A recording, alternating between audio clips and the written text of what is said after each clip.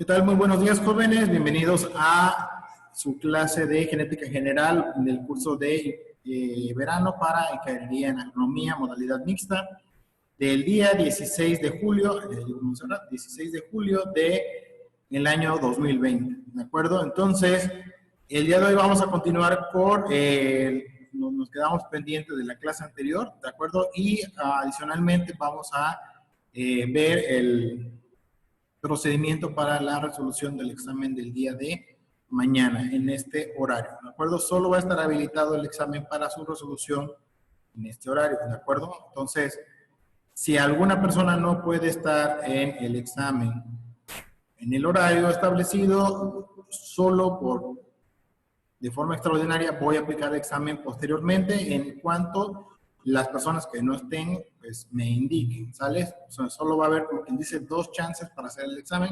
De preferencia, traten de hacerlo a esta hora para poder, cualquier duda, cualquier comentario que tengan con respecto a esto, pues vamos a estar en la reunión, o sea, yo voy a estar en la reunión y ustedes van a estar haciendo el examen. Si por ahí hay alguna cuestión, algún comentario, algún detalle que se les pueda, se me fue el internet, se me fue la luz, me pegó mi mamá, no sé, cualquier cosa, para estar monitoreándolo en tiempo real. De acuerdo, el examen no va a ser complicado, van a hacer unas cuantas preguntas, van a ver más o menos la idea del examen. ¿Vale? Entonces, sin más, vamos a comenzar esta parte. Entonces, en la clase anterior nos habíamos quedado en las bases moleculares de la herencia mendeliana y ahorita vamos a ver unas cuantas extensiones del análisis mendeliano, ¿de acuerdo? En donde, si bien es cierto que de forma ideal los genes se van a comportar de forma recesiva, de forma dominante, etcétera, etcétera, etcétera, etcétera, hay unas ciertas condiciones especiales en donde, si bien es cierto, se tratan de mantener este tipo de consideraciones con respecto a la primera y la segunda ley de Mendel, pues la naturaleza se encarga de, pues, siempre decir lo que tú dices que predices, pues yo me encargo de desmentirlo. En este caso, nosotros hemos estado hablando de una dominancia completa, ¿de acuerdo? Una dominancia completa en donde el homocigoto dominante no puede distinguirse fenotípicamente del heterocigoto, ¿sale? Entonces, el homocigoto dominante, por ejemplo, en el caso de las flores de las semillas de chícharo, pues ya sabían que eran todas moradas, y la recesiva era blanca. A pesar de eso, genotípicamente el heterocigota seguía siendo morado y no lo podía distinguir del homocigota, pero se puede dar el caso de que exista una dominancia incompleta. La dominancia incompleta, el heterocigota muestra un fenotípico, en este caso cuantitativamente, aunque no exactamente, intermedio entre los fenotipos homocigotas correspondientes. O sea, ¿qué quiere decir? Que está en medio de la forma en que se está formando la heterocigota, ¿de acuerdo? En este caso, que hay un ejemplo muy claro de esto, de una planta que se llama Don Diego de Noche, una planta ornamental, ¿de acuerdo? En donde el fenotipo dominante es el de la observancia de pétalos rojos y el recesivo son pétalos blancos. Ahora bien, según lo que nos había dicho Mendel, la primera generación deberían de ser que, pues, tener la característica de la fenotipia de la coloración rojiza. Pero, a diferencia de lo que se dice, aquí hay una dominancia incompleta, o sea, existen pétalos en la generación F1 que son rosas. Todos los pétalos de la generación F1 son rosas, cuando deberían de ser rojos. ¿De acuerdo? Entonces, estamos hablando de que aquí el gen que, como les había mencionado en las bases moleculares, transcribe que se produzca el pigmento rojo, ¿de acuerdo? Pero no tiene una dominancia completa, entonces no produce el gen la suficiente pigmentación para que sea totalmente rojo, sino que hay ahí una variación y ahora los pétalos son rosas. Y en la generación, la siguiente, la F2, ahora vuelve a aparecer el fenotipo rojo, completamente rojo. Tenemos, otra vez reaparecen los pétalos blancos, pero la mitad de lo que son las heterocigotas, ¿de acuerdo? Van a seguir teniendo ahí los pétalos rosas, ¿de acuerdo? Entonces ahí ya se mantiene esta dominancia incompleta, en donde, a diferencia de lo que habíamos visto, normalmente la generación F2 deberían de ser, los 3 primeros deberían ser pétalos rojos y solamente el último debería de ser uno de pétalo blanco, pero no. Aquí, por haber una dominancia incompleta, ahí tenemos pétalos rojos y pétalos blancos, ¿de acuerdo? Y también existe el término de la codominancia, en donde el heterocigota expresa el fenotipo de ambos homocigotas por igual. ¿Qué quiere decir que tiene el fenotipo de ambos homocigotas? Aquí hay un ejemplo muy claro de esto, que es los grupos sanguíneos en los seres humanos. Tenemos el fenotipo, ¿de acuerdo?, del tipo A, tenemos el fenotipo del tipo B, ¿de acuerdo? Entonces ahí tenemos esos dos fenotipos. Pero existe una condominancia en donde la heterocigota no es ni exclusivamente A, ni exclusivamente B, sino que tiene una relación del tipo A-B. ¿Y cuál es la consecuencia de esto? Por ejemplo, si tenemos el caso del fenotipo de los glóbulos rojos de una persona que tiene el tipo A, cuando reacciona con anticuerpos tipo A, va a tener una aglutinación en los glóbulos rojos pues, del tipo A, ¿de acuerdo? Digamos que son como piezas de rompecabezas que se están ensamblando de forma correcta. Ahora bien, si tenemos el antígeno B para glóbulos rojos de una persona del tipo B con anticuerpos de tipo A, en este caso, estas piezas del rompecabezas no encajan con las piezas del antígeno B, ¿de acuerdo? Por lo tanto, no hay una aglutinación de glóbulos rojos de tipo B. Ahora bien, en el caso de la condominancia de los fenotipos, puede darse el caso de que tengamos glóbulos rojos de una persona del tipo AB y cuando reacciona con anticuerpos de tipo A, ¿de acuerdo? Aunque tienen espacios donde no encajarían el rompecabezas, pues estas piezas sí encajan en otras específicas, lo que hace que al final de cuentas sí se dé esta aglutinación de glóbulos rojos del tipo AB, ¿sale? Entonces, esta prueba de esta característica de que tenemos grupos sanguíneos diferentes en los seres humanos es importante resaltar porque, pues, dependiendo de la compatibilidad que existan entre estos grupos sanguíneos, pues es necesario hacerse una prueba de sangre antes de casarse, ¿de acuerdo? Por ley, para que no existan algún tipo de afectaciones, ¿sale? Entonces, vamos a ver un poco de la base bioquímica de los grupos AB. En este caso, vean, los alelos A y B producen transferencias distintas que modifican de manera distinta la manera en que la galactosa terminal de compuesto precursor. Y en este caso, el otro tipo de sangre, que es el alelo O, ¿de acuerdo? No produce ninguna de estas anticuerpos, ni tanto A ni como B, ¿vale? Entonces, vean, aquí tenemos el carbohidrato precursor, ¿de acuerdo? Que es este que tengo yo aquí. Al interaccionar con el gen del alelo A, ¿de acuerdo? Va a producir el antígeno A. Cuando interacciona con el alelo B, produce antígeno B, ¿de acuerdo? Para el alelo A, lo que está haciendo es que tiene esta característica que es la N-acetilglucosamida, ¿de acuerdo? Que en esta parte terminal de aquí, que parecería idéntica a la de acá, ¿de acuerdo? Que en este caso es galactosa. Entonces, la diferencia estructural entre el antígeno A y el antígeno B es simplemente en una posición específica para un grupo molecular. En este caso, vean, aquí tenemos abajo un poquito más desarrollado, la N-acetilglucosamida, en este caso tiene el hidrógeno hacia arriba y el oxígeno hacia el grupo OH hacia abajo. Mientras que la galactosa, vean acá, tiene el grupo OH hacia arriba y el grupo hidrógeno hacia abajo. ¿Sale? Lo que hace que al final de cuentas pues se vea la diferencia entre uno y otro. ¿Sale? Entonces, en esta parte es el que produce esta posición terminal, la que hace la diferencia entre los grupos sanguíneos y los anticuerpos que presentan cada uno de ellos.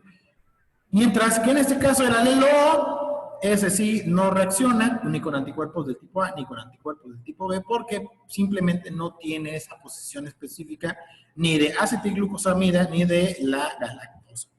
¿De acuerdo? Entonces, allí sí, el grupo O pues, tiene esta característica.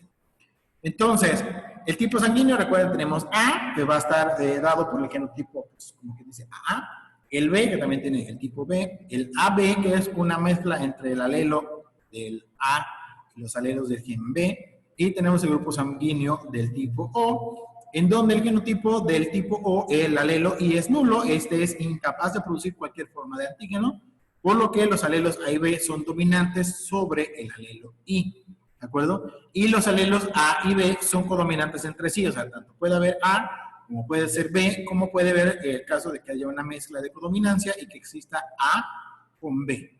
Por eso es que al final de cuentas el grupo O se conoce como donante universal, porque no van a reaccionar antígenos ni de A ni de B, y el grupo B es el receptor universal, porque no produce anticuerpos contra ni el antígeno A ni el antígeno B. ¿De acuerdo? Entonces, Ahí es por eso que tenemos este tipo de variedades de los grupos sanguíneos y es importante resaltar. Y tiene que ver con la genética.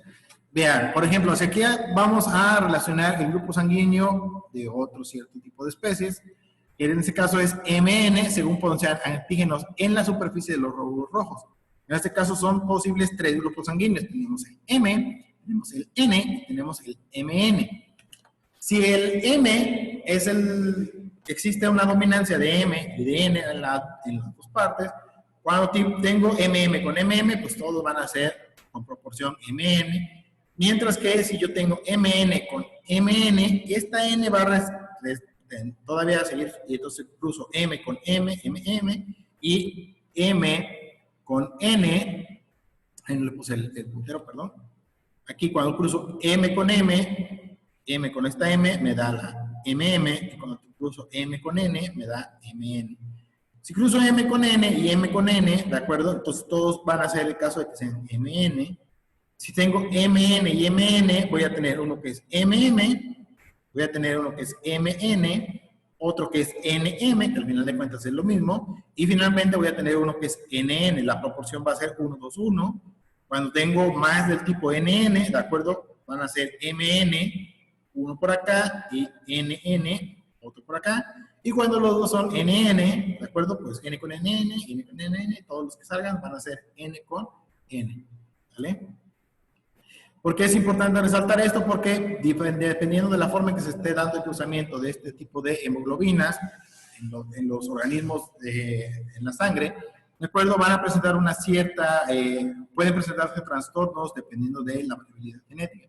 ¿De acuerdo? Entonces tenemos ahí un cierto tipo de hemoglobina, ¿de acuerdo? Que en este caso vamos a distinguir como S y A, ¿de acuerdo? Mientras que por un lado tengo la hemoglobina S, que es la que la hemoglobina A, que es la que hace que un organismo produzca glóbulos rojos normales, si lo quieren ver así.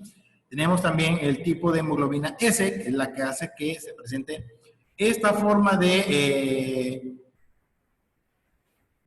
aquí, en donde tengo yo el glóbulo rojo ya no redondito y liso, sino que tiene esta forma como de un cuernito, una hoz, bueno, como le quieran decir, ¿de acuerdo?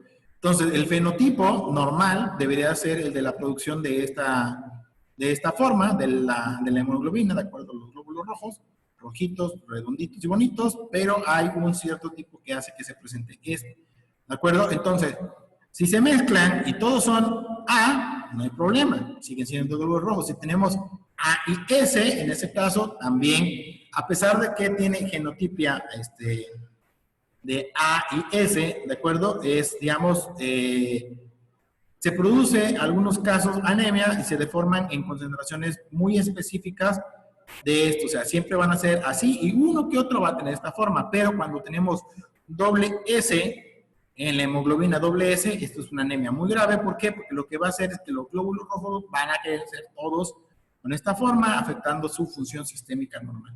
¿De acuerdo? Entonces, muy importante resaltar este tipo de cuestiones porque no queremos que se dé el caso. Ojo, aquí es muy importante resaltar que el tipo de dominancia inferida de un estudio depende en gran medida del nivel fenotípico en el cual el ensayo es realizado, ya sea a nivel del organismo, ya sea a nivel celular o hasta incluso a nivel molecular. ¿Qué quiere decir esto? Que la dominancia, por ejemplo, que nosotros habíamos estado viendo con los trabajos de Mendel, era muy fácilmente observable. Yo sabía si un chícharo era verde o si un chícharo era amarillo. Yo sabía si una flor era blanca o si era una flor azul o si era un tallo grande o un tallo pequeño. En este caso, a nivel del organismo podemos observar estas fenotipias. No necesariamente se manifiesta de este sentido, por ejemplo, puede ser a nivel celular, como lo que estamos viendo en lo de los glóbulos rojos, ¿de acuerdo? Una persona externamente, si lo quieren ver así, no nos daríamos cuenta si tiene tal o cual condición fenotípica. Si es portador del gen de la hemoglobina normal o de la hemoglobina que causa la anemia falciforme. E incluso, no solamente estamos hablando de a nivel celular, podemos ir más a profundidad y hablar de a nivel molecular.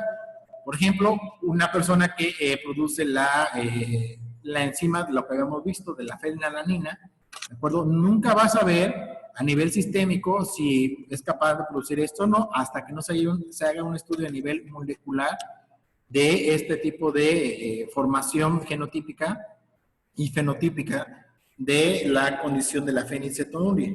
¿De acuerdo? Entonces, el tipo de dominancia que se infiere va a ser hasta que se hagan los estudios correspondientes. Algunas veces será observable, otras veces no será así.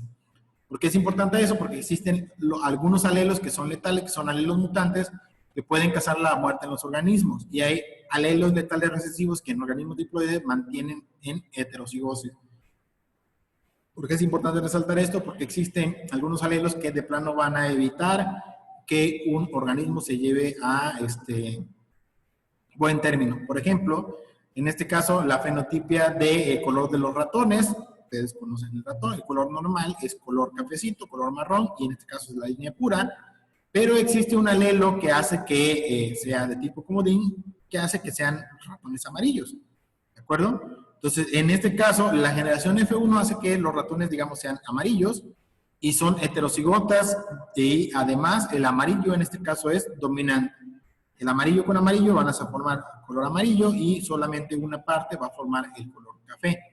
Pero el detalle está en que el gen de este alelo amarillo es letal en homocigosis. ¿Qué quiere decir eso? Que el alelo amarillo es dominante según el color del pelo y además es letal recesivo. Mueren antes de nacer, por eso es que nosotros no conocemos ratones amarillos. ¿De acuerdo? ¿Por qué? Porque el gen que se encarga de hacer que los ratones tengan esta coloración característica, pues tiene algunas otras implicaciones a nivel orgánico que evita que estos ratones nazcan. ¿De acuerdo?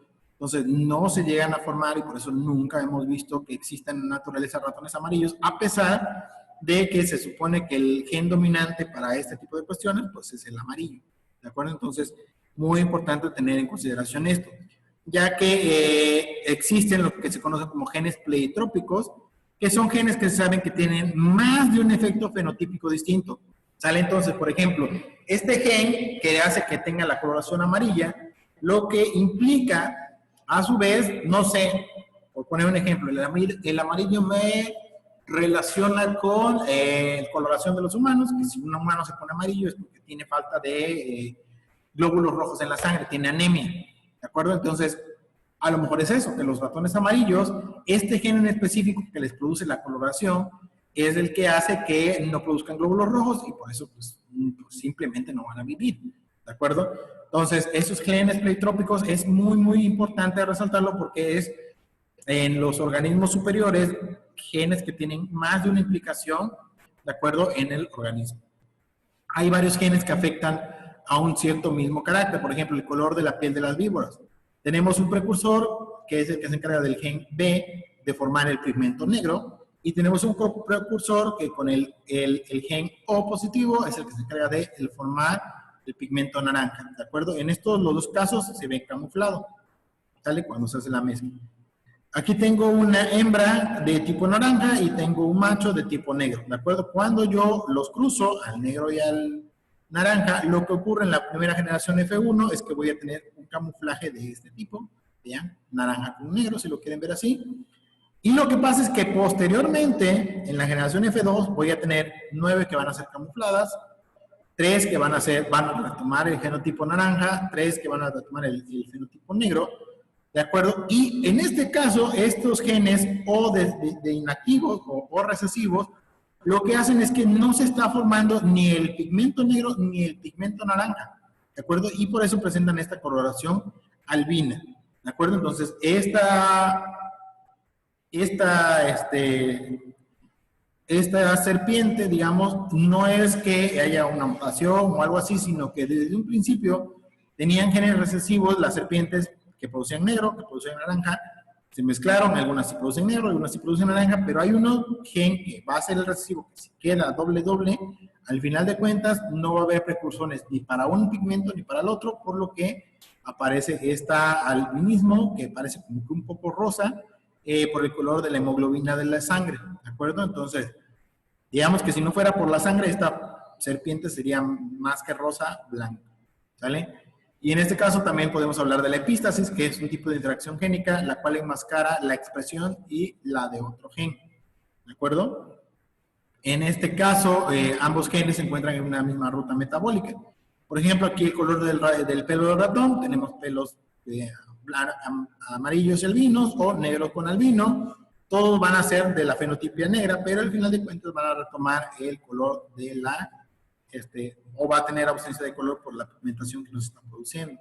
En el caso aquí, otro muy parecido, ¿de acuerdo? Hay una enzima que se genera por medio de un gen que hace que se codifique el color de la pigmentación de estas flores azules, pero la misma enzima también hace que pueda que se produzca la flor de la coloración rosa, y si hay una ausencia del bloqueo de la enzima, esto hace que no haya pigmentación y por eso es que se producen las flores de color blanco, ¿de acuerdo? Entonces aquí está la ruta metabólica incolora, va a magenta, y si tiene este gen también va hasta el azul.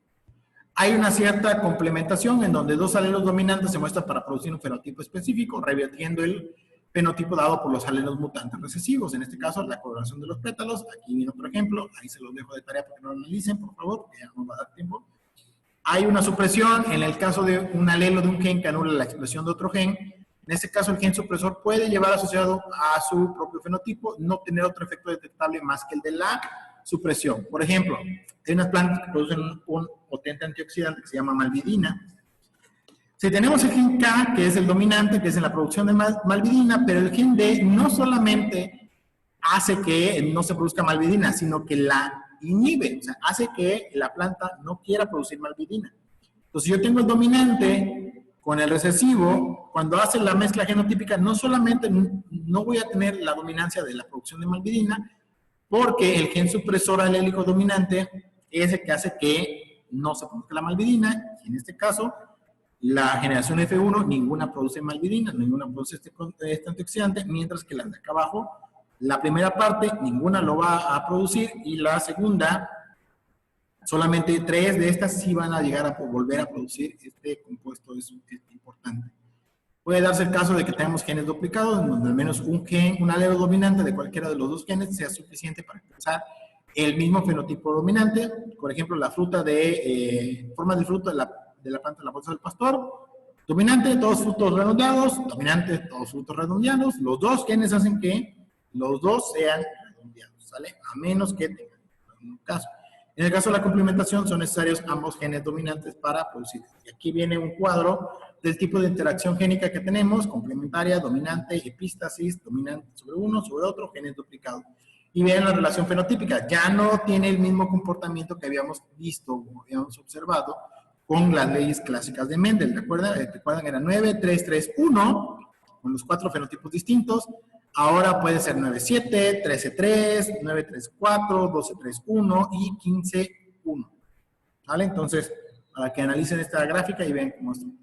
Puede haber penetrancia en donde el porcentaje de individuos de un fenotipo dado exhibe un fenotipo asociado a dicho fenotipo, y puede hacer caso de una expresividad en donde el grado de la intensidad con la que se expresa un genotipo es en gran medida por la intensidad de este fenotipo. Puede ser que haya influencia del medio ambiente o haya influencia de otros genes que hagan que se modifiquen esta manifestación. Aquí hay una, por ejemplo, penetrancia variable, donde tenemos dominante en azul, blancos, ¿de acuerdo? Hay una expresividad variable, donde tenemos más azules completo y hay unos que son más claritos, y una expresividad de penetrancia y variabilidad para ambos casos, donde tenemos dominantes, recesivos e intermedios para cada uno. Aquí hay un pedigrí para un alelo dominante que no es completamente penetrante, y es importante resaltar que la observación de proporciones mendelianas alteradas revelan que un carácter está determinado por la interacción compleja de distintos genes. No puedo decir que existe un gen así muy específico para decir, este gen se encarga nada más de la coloración de los ojos. No, hay una interacción entre los genes y las manifestaciones que cada uno de ellos van a tener en el organismo, ¿vale? Por eso es que es necesario de ir al análisis más allá de la genética mendeliana, ¿de acuerdo? Y eso es lo que vamos a ver en la siguiente unidad, que es la relación que existe entre la genética y el sexo, ¿vale?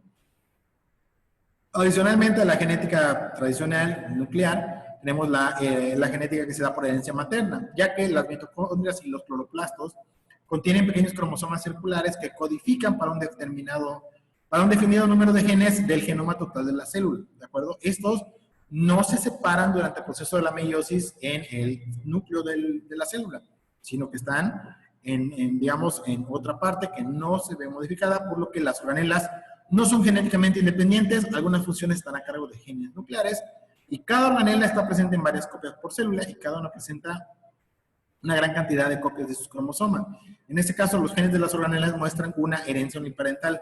Sus genes son heredados exclusivamente por uno de los progenitores, y normalmente la madre, ya que en las organelas residen en el citoplasma y el óvulo contribuye con la mayoría del citoplasma.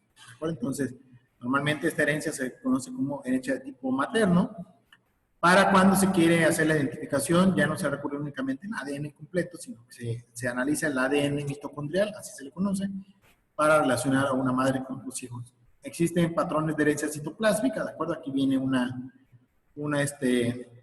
ejemplo, ¿de acuerdo? Un alelo que controla la producción de la clorofila y los cloroplastos en las hojas blancas, ¿de acuerdo? Entonces, hay una hoja que es, algunas partes pueden ser blancas, otras partes pueden ser verdes. Aquí vean, está el ejemplo de la formación de este tipo de condiciones, con lo que ya hemos visto de la mitosis, cuando se en la célula del polen, todas son blancas, todas son verdes, y hay una mezcla entre una y otra. Y ocurren también, pues, igual que en las otras, que se puede dar el caso que ocurran mutaciones citoplásmicas en humanos, que es la transmisión de fenotipos raros que se da solo a través de mujeres y nunca de hombres. O sea, enfermedades que están, ya me apareció el aviso de los diminutos, enfermedades que están relacionadas únicamente con el ADN mitocondrial, y aquí vienen dos ejemplos de ello, ¿vale? Entonces, hasta aquí terminamos con esta unidad, y por ahora, les voy a mostrar la forma en que ustedes pueden tener acceso a el examen del día de mañana a la hora de la clase. Lo único que tienen que hacer es entrar a la siguiente página, ¿de acuerdo? Aquí se lo voy a escribir para que ustedes puedan entrar. Es p.socrative.com, le ponen diagonal login diagonal student, ¿vale? Diagonal. Y con eso, vean lo que se les despliega en el navegador o en su página. Esta parte de aquí, ¿de acuerdo? Dice Socrative, dice ingreso del estudiante. Ustedes la pueden modificar para que esté en español, esta sección. Aquí le voy a poner, vean, traducir al español. Ahí está, inicio de la sesión del estudiante, nombre de la habitación, nombre del cuarto, del salón de clase.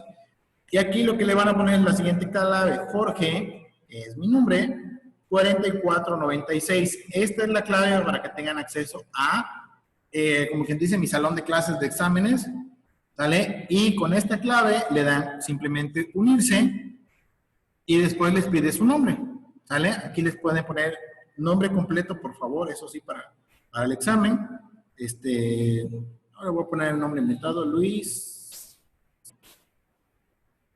Ho, que es japonés, Ho Chi Minh. ¿Vale? Ahí está, nombre. Le dan nombre y aquí les va a aparecer ya directamente el examen, ¿sale? Que pueden ser preguntas de opción múltiple, de falso verdadero y de relacional. En este caso, aquí hay un examen que yo acabo de hacer de prueba, ¿de acuerdo? Entonces, lo trae ahí el Socrative, le pide determinar si el diámetro de la Tierra es esto, yo digo que es verdadero, le doy respuesta y te dice que es correcto, ¿sale? El océano más grande del mundo es el Pacífico. En este caso no le voy a poner que hagan esta, pero bueno, puede darse el caso de que no en este examen, pero en el siguiente, pueden hacerlo así. Voy a subir, ahí está, respuesta correcta. Aquí me aparece, me dice, ¿qué país es este? ¿De acuerdo? Entonces, pues yo ya me lo sé, este es Italia. Pueden ver la pregunta puede ser así, como una imagen, que creo que va a venir así, ¿de acuerdo? Entonces, para que se den cuenta, por ejemplo, en el caso de los pedigrís o de los árboles genealógicos, puede venir una así. Sí, es Italia. ¿Cuál es el río más largo del mundo? El Amazonas. ¿Vale? Está el Danubio, el Mississippi, el Nilo, el Yangtze. Solo hay una respuesta correcta. Y sí, es el Amazonas. Y Islandia es la isla más grande del mundo. Pues no, mi ciela, es Groenlandia. Exactamente, ahí está. Y listo. Terminan el examen y les da su calificación directamente. Ahí la almacenan, la guardan, cualquier cosa. Y aquí me aparece que tengo un porcentaje de 100 en mi examen, ¿sale? Y en mi caso, yo puedo estar monitoreando el examen en tiempo real o me espero hasta que termino, ¿de acuerdo? Y vean, sin ningún Google,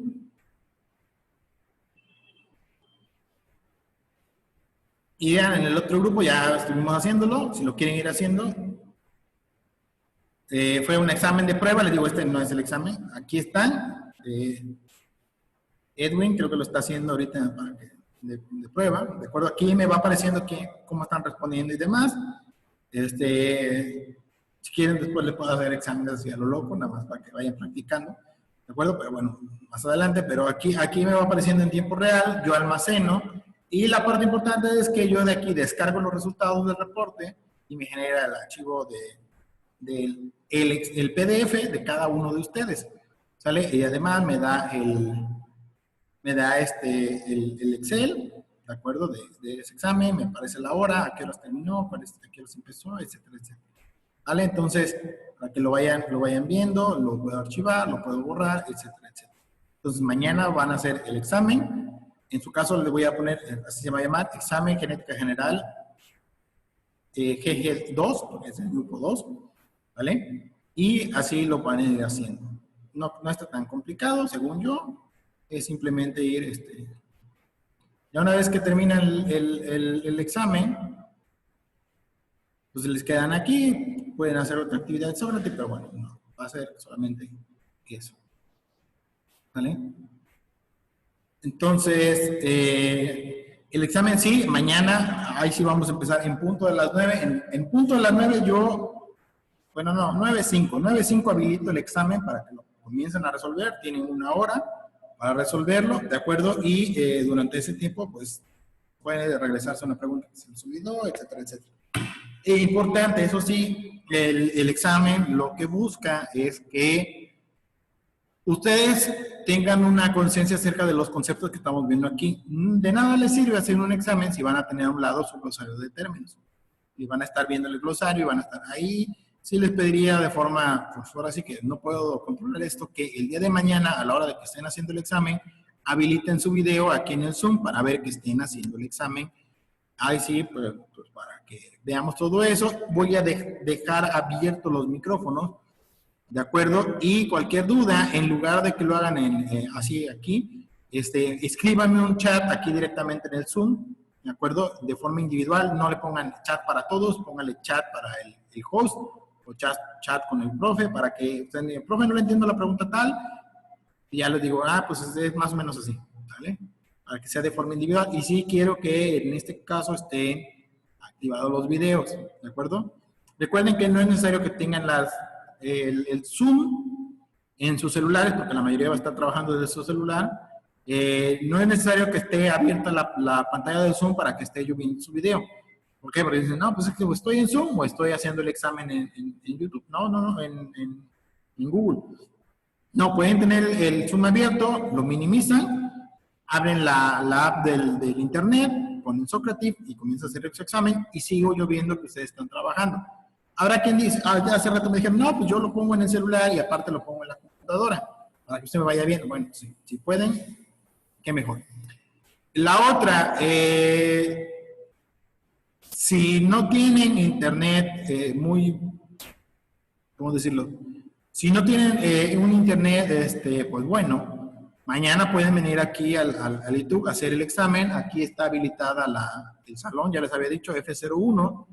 Entonces, a partir de las 9, por favor, pues, ustedes son poquitos, no habrá complicación con eso, respetando sana distancia, trayendo cubrebocas y pues tienen su botecito de gel antibacterial para que también lleguen antes, obviamente, de las 9 para que les dé tiempo de que una vez que habilito el examen, pues lo puedan resolver. No voy a traer exámenes en papel, o sea, traigan su celular o su laptop, lo que tengan que traer para poder hacer el examen, ¿de acuerdo? Y cualquier duda, pues aquí, yo voy a estar viendo aquí la pantalla de los que estén en línea y voy a ver a los que estén, si quieren así, ¿de acuerdo? Para que no digan, es que yo no tengo internet, es que esto, es que el otro. Solo va a haber esta oportunidad, ¿de acuerdo? Para poder hacer el examen aquí en esta ocasión. Y para los que no estén en las clases, que hoy sí me sorprende, somos casi 10, 9. Bueno, gracias.